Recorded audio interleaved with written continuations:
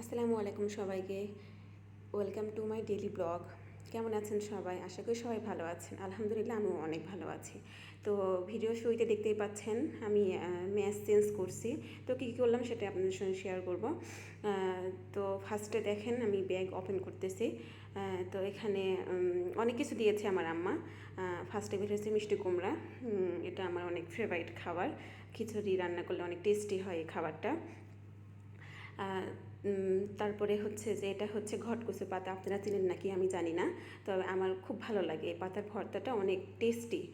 এটার একটা রেসিপি করে আপনাদের সঙ্গে শেয়ার করব, আপনারা ট্রাই করে দেখতে পারেন, সমস্যা নেই। এটা সবার এলাকাতে পাওয়া যায় না হয়তো। এবার দেখেন অনেকগুলা পেঁপে দিয়েছে আমার আম্মা। পেঁপে দিয়েছে, একটা ছোট একটা কুমড়া আছে এখানে, পেঁপে দিয়েছে।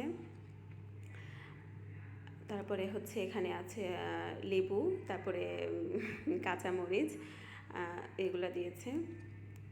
তারপরে আছে হচ্ছে বেগুন।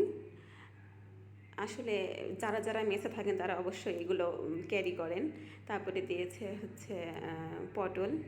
আমি যখন আসি তখন বাসা থেকে সব কিছু নিয়ে আসি, যেন এখানে কিনতে না হয়। তারপর দেখেন এখানে পেঁয়াজ, রসুন, এগুলা সব কিছুই বাসা থেকেই নিয়ে আসি, যেন এখানে আলাদাভাবে কিনতে না হয়।